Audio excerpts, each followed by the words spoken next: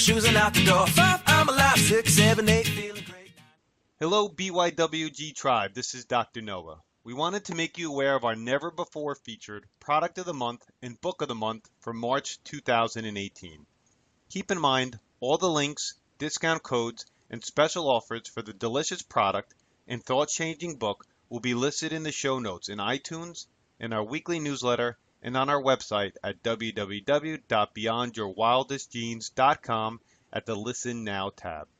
Our product of the month is Nikki's Coconut Butter, one of my favorite high healthy fat, low sugar treats. Please enjoy 15% off using our special code BYWG15. Our book of the month is The Abundance Code, How to Bust the 7 Money Myths for a Rich Life Now by Julie Ann Cairns. You can hear Nikki discussing Nikki's Coconut Butter on the March 5th Beyond Your Wildest Genes podcast release, and Julie discussing her book The Abundance Code in the archives on the February 12th, 2018 Beyond Your Wildest Genes podcast release on iTunes and on our newly created YouTube channel. Hey everybody, welcome back to the Beyond Your Wildest Genes podcast. I'm your co-host today, Dr. Mike Akinfora, and I am thrilled to have a fellow New Jerseyan on the interview today. I have with me Junie Moon Schreiber. Junie, how are you? I'm so good. Yes. Woohoo, New Jersey. That's right. We lovingly refer to it as the People's Republic of New Jersey. Ah. We are a unique species. Look out. Absolutely. So I'm going to read Junie's bio first, and then we're going to get into the book she's written, which is Loving the Whole Package, Shed the Shame and Live Life Out Loud. I love this book, and I know you're going to love it too. So Junie Moon, known as the Inner Critic Tamer and self-love expert, helps people experience transformation that sticks. As an empowering keynote speaker and a heart-centered coach, Junie guides clients and audiences to enjoy how to love yourself and how to be yourself and love it. Junie's work empowering women includes her critically acclaimed film, Shed the Shame.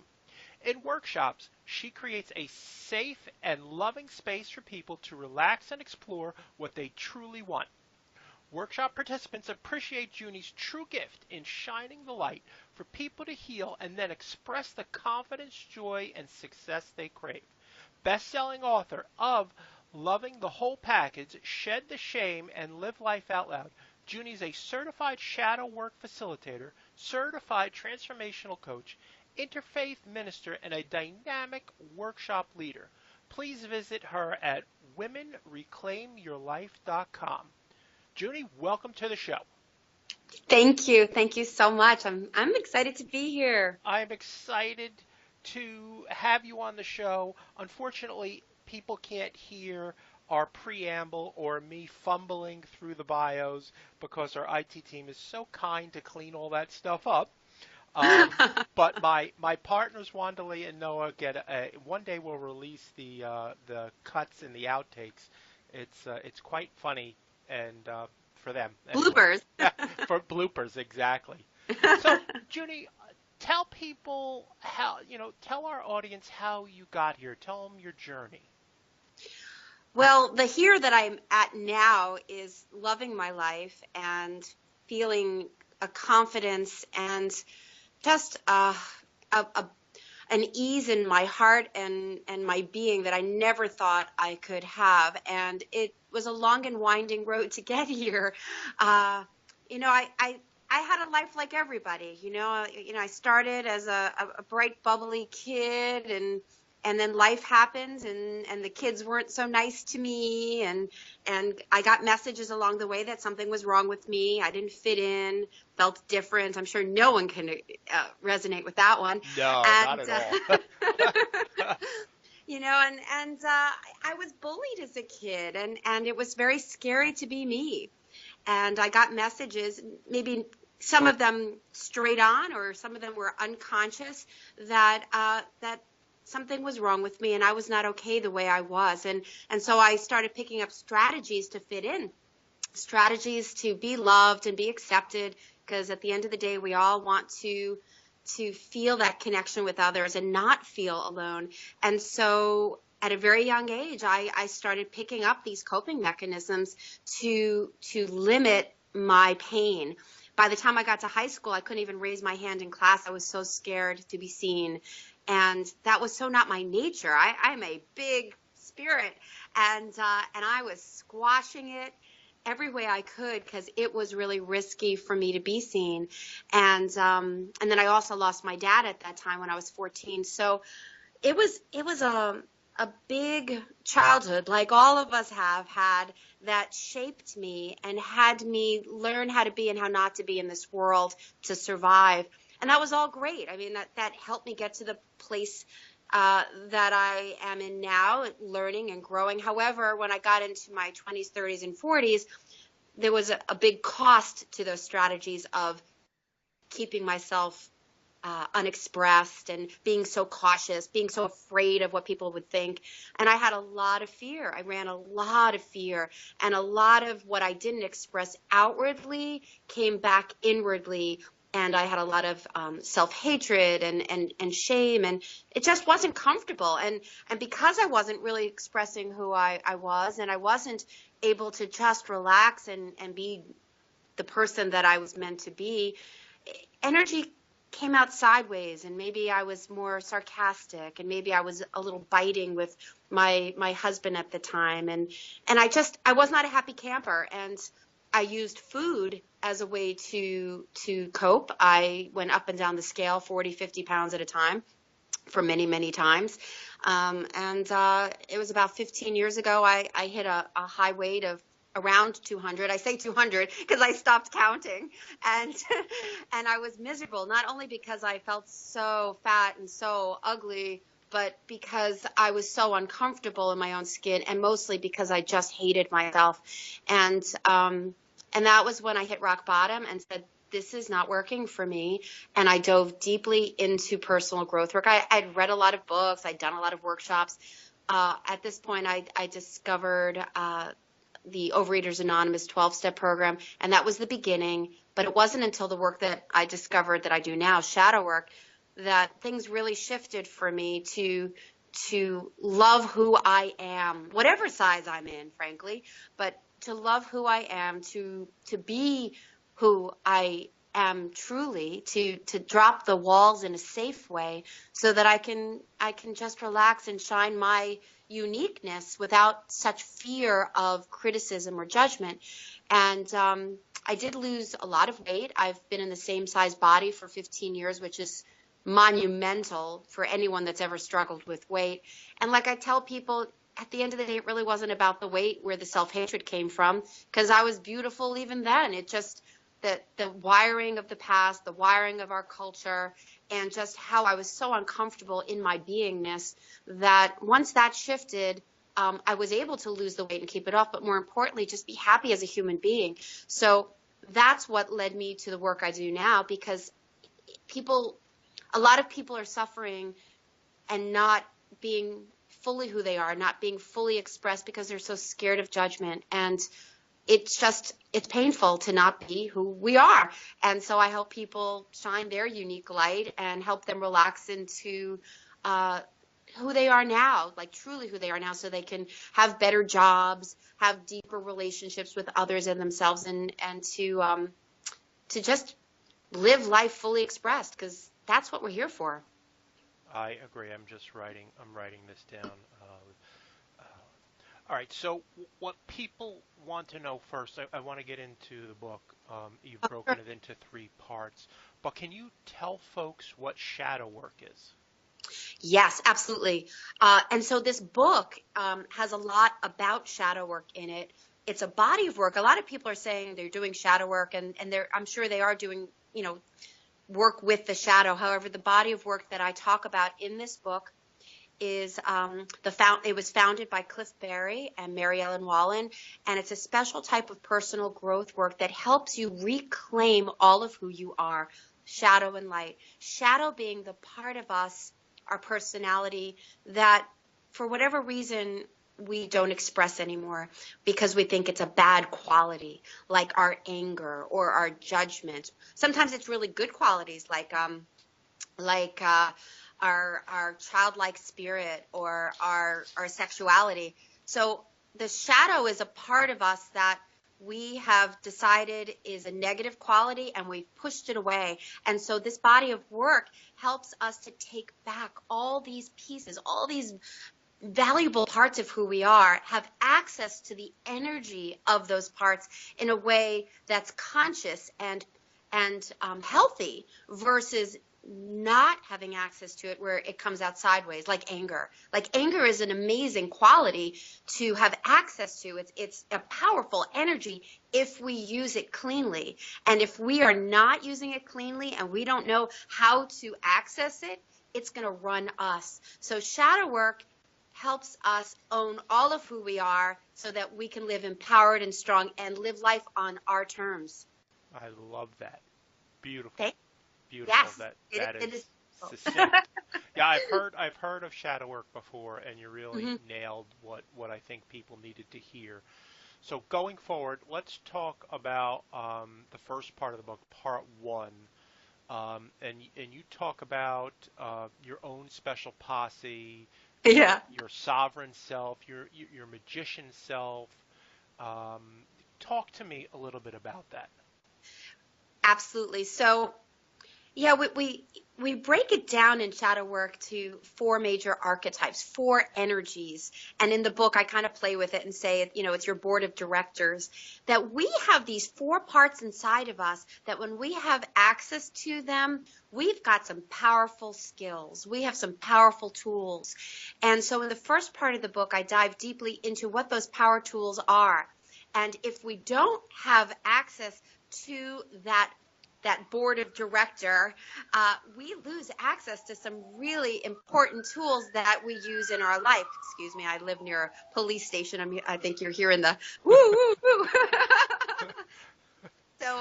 So anyway, what happens if you think of a board of directors, which I don't know much about since I've never been in corporate. However, you have a team. You have a team that you want to work together. And if one of your team members is really loud and taking over the board meeting, and the other ones are afraid to speak up or maybe in the closet, there's going to be an imbalance. And that's what I talk about in the book.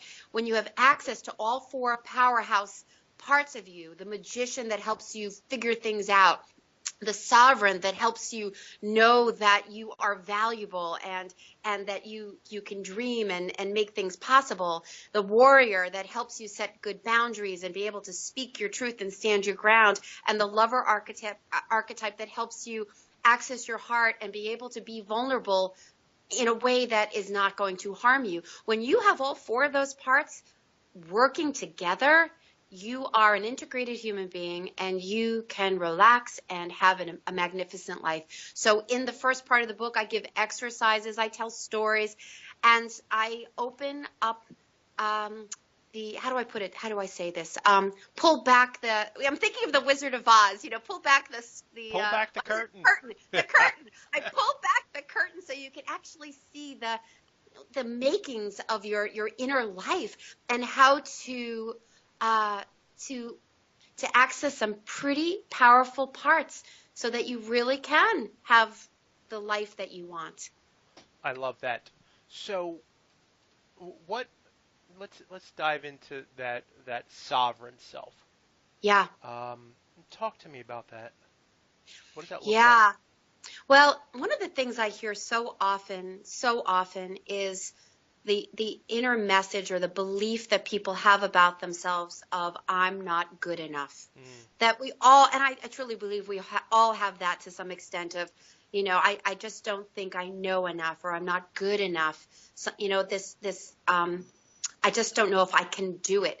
Where our self-esteem lives. And so the sovereign part of us, that part that really knows we are gifted, that we matter, that we need to have this part online. We need to have this part in our ear to let us feel that we can go for our dreams, that we have what it takes. So if that part has been squashed, if that part is, if inside of you, as everybody's listening right now, if there's a part of you inside of you that's feeling that, I don't know if I really have what it takes, or maybe this feels really hard, it's possible that there are some other characters, your other posse might be screaming in your ear, you're not good enough and something's wrong with you. and so the sovereign might be hurting a little bit and not being there to support your vision. So when we have access to a healthy sovereign, we could breathe into our hearts a spark, and we feel the passion that we can not only move forward, we can live fully and manifest our dreams. It is the part of us that breathes life into our passion and our purpose. So this is our mission. This is our vision. This is what's possible for us. And sometimes it's not healthy. As I say in the book, sometimes we get infected by our childhood experiences. And so if we're feeling not good enough, two things might happen. We might be overshooting to prove that we're good enough. And that's when we can look like we're know-it-alls or arrogant.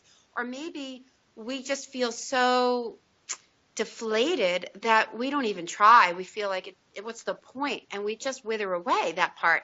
So we need access to this healthy sovereign. And in the book, I share how to have a better relationship with this part and how to foster that spark so that you really can not only believe in yourself, but go for your dreams. Cool. I love that. Talk to me a little bit about the magician self. The magician is the part that helps us see objectively so we can figure out our options. What might work, what might not work. It's the part of us that can step back and figure things out. So we all need that. We need to have that perspective. So if we don't have access to a healthy magician, we may not be able to make good decisions.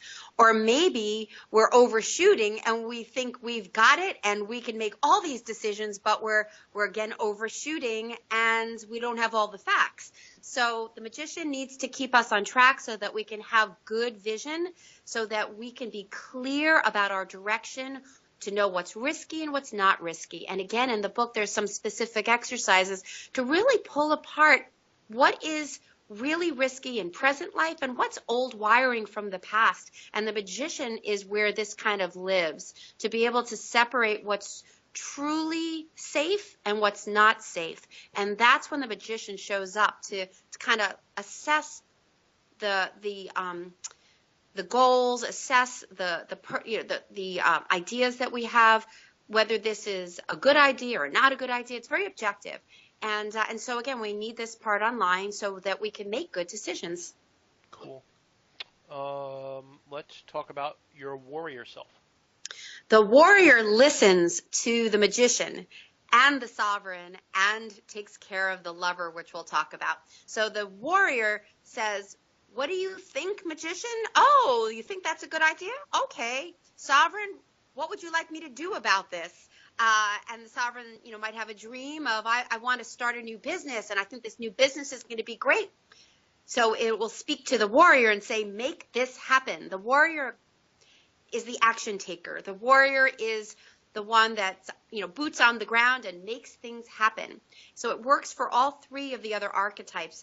And the lover being the one that's the more vulnerable part, the warrior protects. So it'll stand up for that part and draw a line in the sand and set boundaries. So it's the part that helps us know who we are, separate from others, so we can stand our ground, speak our truth, and really know that we exist separate from other people so that we can create a life.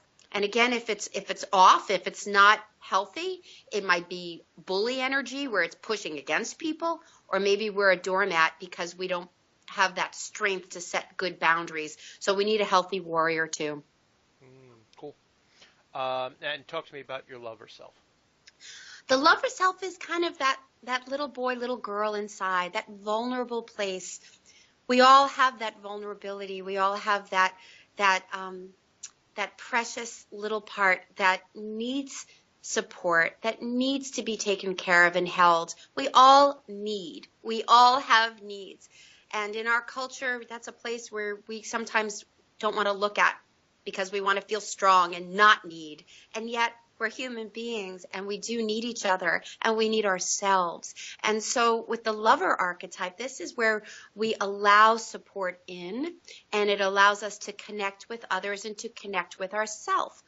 And so if we feel that we're not lovable just as we are, we might overshoot and overly connect with people in different ways, or overly connect with ourselves with behaviors like overeating, over sexing, whatever it is. We're going to do whatever it takes to feel that connection to ourselves if we are off in the lover archetype. And when we have a healthy relationship, we're able to embrace our vulnerability, to show our underbelly, which helps us connect more deeply and more intimately with others and ourselves. I always say vulnerability is a strength.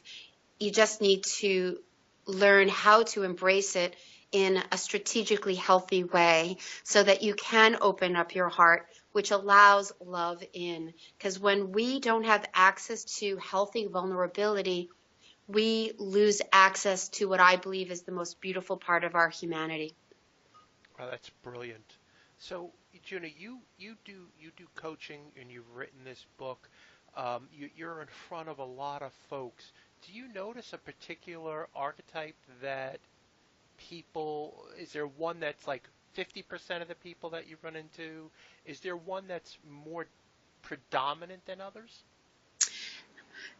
I think women in general have a really overworking magician. Gotcha. We are so high, and again, we every one of us might have, well, each one of us has our own particular balance of these archetypes. Sure. However, what I see is our magician archetype is working so hard. We beat ourselves up. We're so highly critical of ourselves, and so we work even harder. And our self-esteem sometimes takes a big hit because of the overly critical voices in our head. I mean, they call me the Inner Critic Tamer, and there's a reason, because I really help tame that inner critic so the other parts show up. And so for women, I definitely see overall a much bigger inner critic / magician energy. And I see the lover archetype in general to be more quiet and hidden because it's so scared of being seen and judged. Then again, it could be anything. Someone could be overpowering warrior, or just a really overshining sovereign. And I really think the magician archetype is really taken a big toll on women, and yeah, that's my answer. Sure. Absolutely. That's brilliant, and it's amazing working with people every day.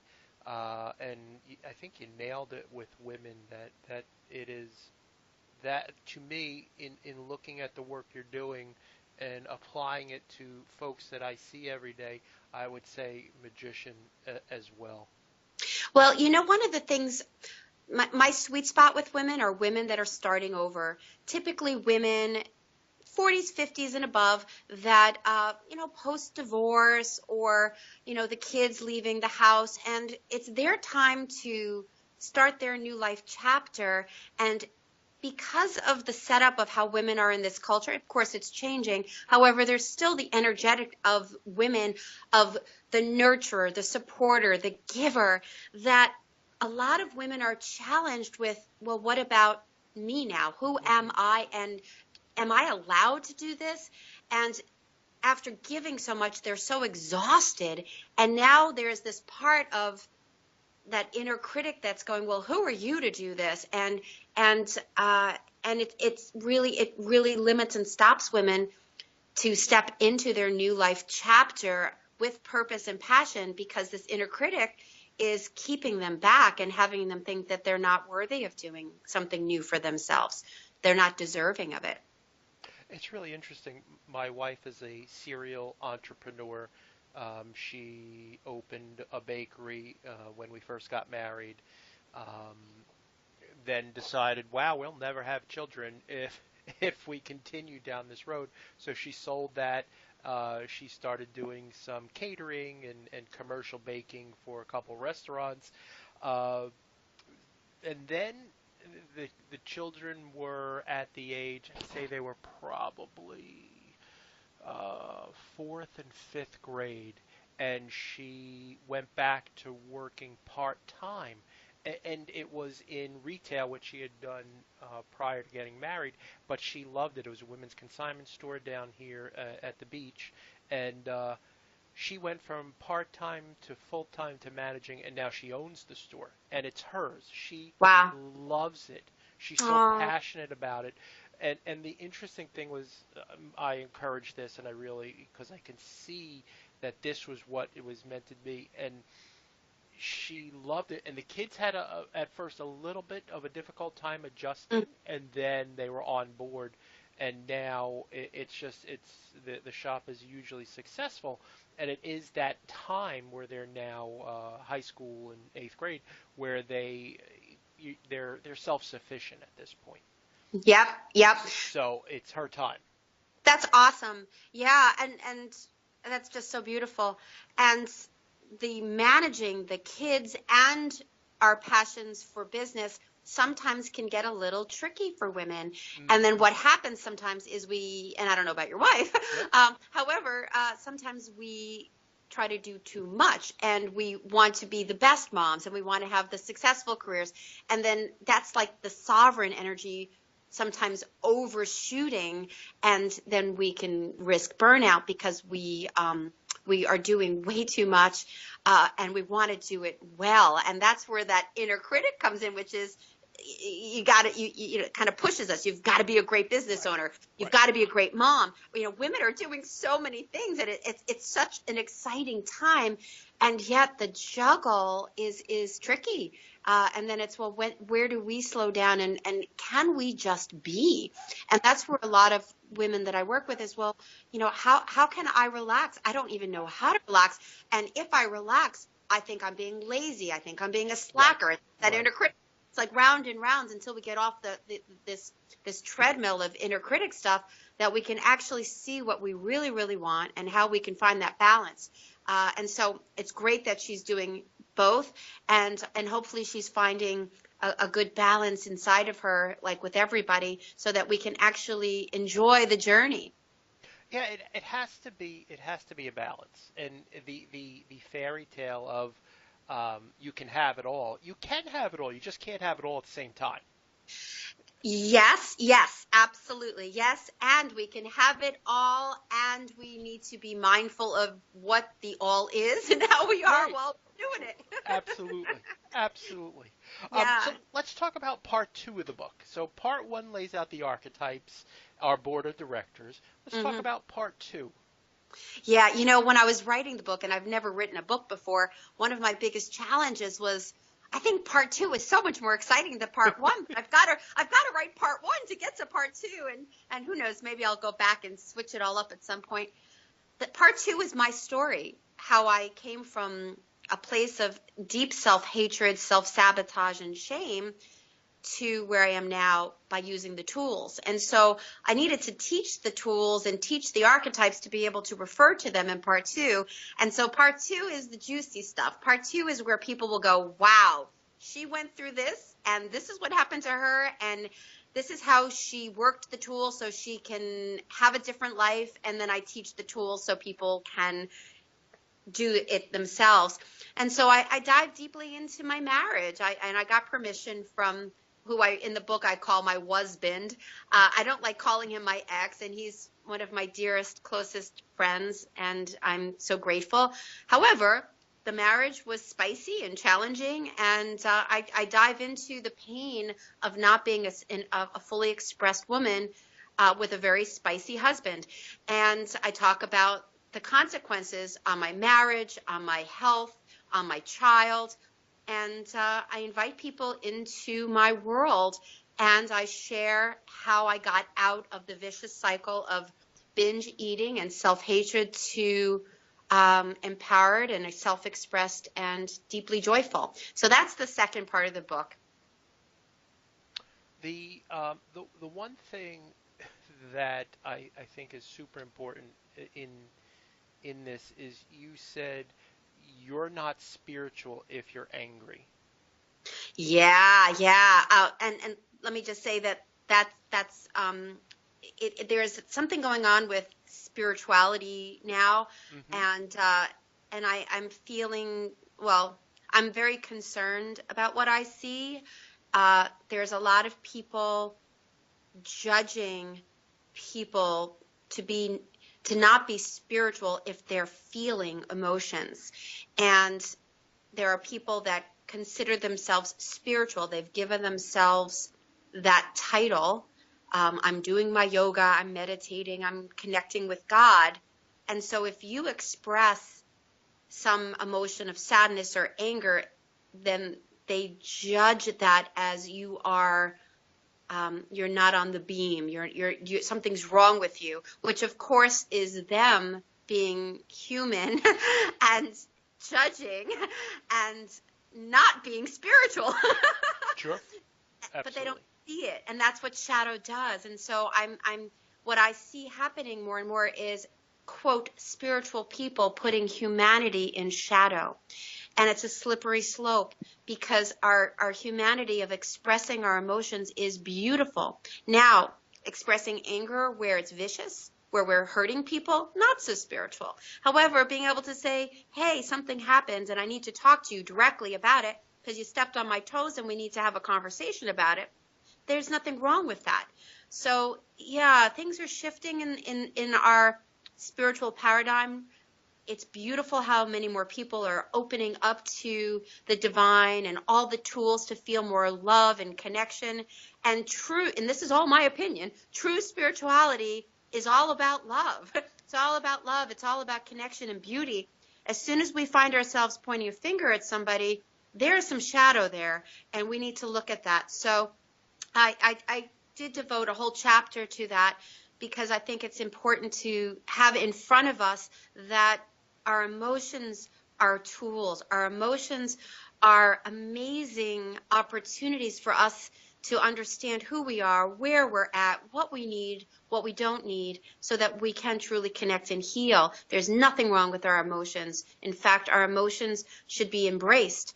And spiritual people, quote, spiritual people that are higher than thou, that are looking for the spiritual bypass by not feeling, are putting humanity in shadow. And I think it's a big conversation that needs to be had more and more. It's fascinating. I've been working with a coach for over a year, and our usual joke is that I'm vulnerable on Thursday mornings at 8 o'clock, because that's when we meet. But the reality is that I've had the most growth in the past year because of exactly what you're saying. You can be a highly spiritual person, but you also have to have the emotion that, if you, like you're saying with the shadow, if I block that aspect, I'm going to have to learn a lot of lessons about emotions. Yep. Even though in what you're saying, my warrior self is the archetype is up there. But if I don't allow myself to be vulnerable, life is going to continually throw those things in my direction for me to actually open that aspect up, just like you're saying. Exactly. In fact, one of the things we say in shadow work is we cut off these parts of who we are and we think they're gone. And then they go all the way around the world and keep showing up in front of us everywhere we look, because we can't cut off parts of who we are. It's part of who we are. And we're going to see that in other people and in ourselves every step of the way, because we need to have access to that to be whole. Not that we're not whole, we're always whole. However, if we're pushing something away like anger, we're going to see it everywhere, because it needs to come home. Sure. Yep. It needs to come home to us. And going back to one of the questions you said before, which archetype tends to be the biggest one that shows up. For women, I believe it's the magician that overshoots. For men, I believe it's the warrior that overshoots. And it's just kind of an energetic thing that happens. And so, yeah, if we push away anger, and don't know how to dance with it in a healthy way, because this is not about shoving it away or totally being it. It's about learning how to be with it so that we have access to that powerful energy life force. Yeah, I forget what the actual saying is, but it's owning I forget how it goes, but we have to own all the parts of ourselves. Yeah. That we Yeah. can't disown any one part. And I always say there's absolutely nothing wrong with us. There's not one thing that's wrong with us. And there's not one thing that's ugly about us. Anything that we judge, we have come to that opinion because of something we've learned. It's not the truth of who we are. So when I went up and down the scale, the reason I thought I was ugly is because society tells me I'm ugly if I look like this or if I don't look like that. Well, I've got some juicy, jiggly thighs still, and my boobs aren't as high as they used to be. And I look in the mirror, and I can't say I'm always like, wow, I just love myself. However, I don't hate myself. I embrace myself, and I do love my body. I love how I look. I love my heart, and I'm able to say I love me without fear of people thinking, oh, wow, she's so full of herself. I really think I'm awesome, and I think everybody is awesome. They just have to relearn that. They absolutely need to relearn that.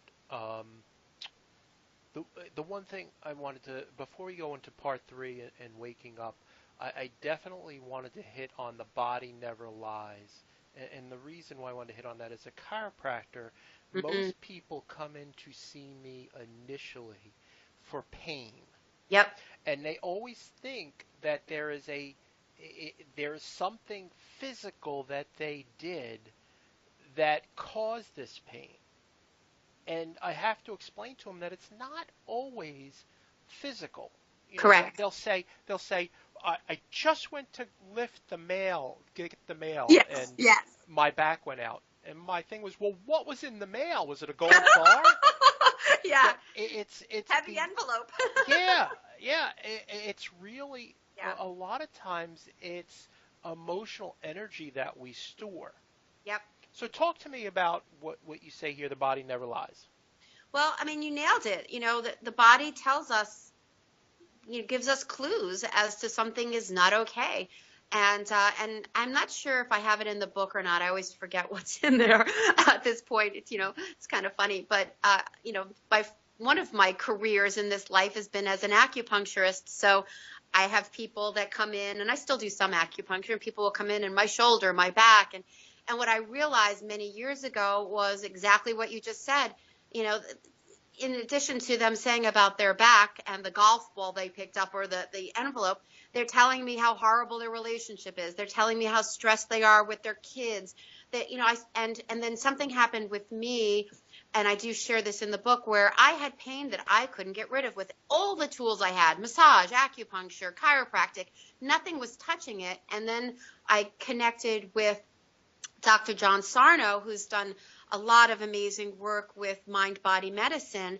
And the long and short of it is, in a conversation with him, it just hit me over the head how so much of our pain is between our ears, and that unexpressed feelings, resentments, hurts, sadness, it lives inside of us, and it needs to heal, and it needs to come out in some way.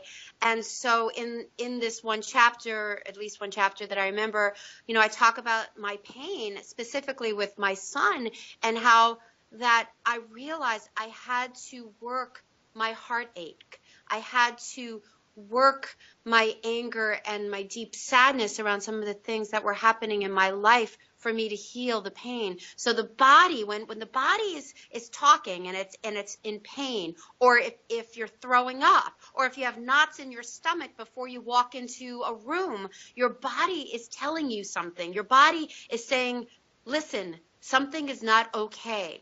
And maybe that's a concern that maybe if you go in that room, something bad's going to happen, or maybe it's old thoughts or old programming that have you thinking something's wrong with you, or maybe you're just not expressing yourself. There's something. So the body gives us clues, and we need to listen to it. I love that. That's brilliant. All right. So part 3 of the book, what is that about? Part 3? I forget my book. What's part 3? No, where to go from here? I should have reread my book before this interview. Part 3 is about, it's a journey, it's a journey, and it never ends, I'm still learning. I'm still growing. My goodness, I'm so much further down the road, and I'm still discovering things. I'm still peeling back the layers of my life, and I've come such a long way, and I'm still on my path. And that's what I invite people to do in the third part, is to take what they learned in the first part, to digest the exercises, and to realize that they've just begun, and that to have compassion for their journey, to have compassion for some of the slips and the falls and maybe the self-sabotage, and that it's okay. It's all been part of this beautiful tapestry of their life, so that they can learn and grow and continue to expand to be the fully realized person that they want to be. So it's an invitation to continue the walk, to continue the courage to look and see what's not working and to choose something differently. And that's what I do with people, people that have come to a point in their life where they're like, you know what, I don't want to live the next 20, 30, 40 years the way I just did. I know more, I see more, and this has been painful, and I don't want to be acting out the way I am. I want more love in my life. I want my relationships to be more intimate, and I want to feel happier and more excited to wake up. So the invitation in the third part of the book is to keep doing the work. And when I work with people, I help them undo the critical thinking so that it works with them, not against them. That risk manager, that part that is constantly setting them up for failure because it doesn't want them to take the chance. When your risk manager is working for you and allowing you to step into the new life chapter, that's when opportunity and joy comes back. And so that's what the third part is about, is encouraging people to do the work. And it doesn't have to be such hard work either. It's just staying awake to how valuable your life is, and that time is ticking. And I'll be 54 in a couple of weeks, and as soon as you get into your 40s and 50s, you start to feel time more and the value of each moment. And this is your time to be you, live fully, and quiet the inner critic so that you really can move forward and have transformation that sticks, have transformation inside so that you really can choose the life that you want, well, inside and outside. Absolutely. And I've 20 years going into my 22nd year in practice. A lot of times I'll hear, well, I wasted so many years of my life in this relationship, and my point that I make is you didn't. You learned this is what you will not accept in your next relationship. This is what you own now, and this is where you are now. Yep. And a lot of times as human beings, we go on autopilot. And we turn around and it's 5 or 10 years later and we say, well, how the heck did I get here? What is going on? Yep. And we wait, like you said, we wake up all of a sudden. It's like, oh, well, I don't like this. I need to. And a lot of times people are afraid to take that next step. Yep. And stepping into an unknown place can be scary. And Yep. that's how we're wired. We're wired for survival and safety. And so, yeah, we do get complacent. And if we're lucky, we wake up and say, I don't want to keep doing what I've been doing. And yet then the mystery happens. And so when we can have compassion for the first 40 years and our choices and realize that it has led us to this amazing place in our life and has given us great information, and that has been part of life. I mean, this is how life is. We live the first 40 years trying to fit in and figure it out. That's how it's set up. And then if we're lucky, we say, do I have to keep doing it this way? And might there be something different? And that's where the tools come in, to be able to move forward differently without taking unwarranted risks, being more conscious, and to be doing it in a way that feels safe and empowering. And that's what the shadow work does. It helps you go back in the past to honor it, to kind of update it, reset, and renew so that you can move forward consciously, by choice, to live life, the next chapter of your life, on your own terms, awake and empowered. Yeah, I love that message. That is brilliant. Junie, where can people find you in the world? The easiest way is to go to my website, which is womenreclaimyourlife.com. Let me just say that again, womenreclaimyourlife.com. And you could even get my free video series there, which helps you learn about the archetypes. You can have access to my book there. And there's a lot of really great content there. There's videos, there's some writing, there's a lot of great stuff there, including a complimentary 30-minute session that you could grab where we can actually talk about your new life chapter and what's getting in your way and how to proceed so that you can do it mindfully without too much risk and wake up excited for your new life. And that's what this is about. So yeah, they can go there and grab all that information and stay awake and create the life of their dreams. Absolutely.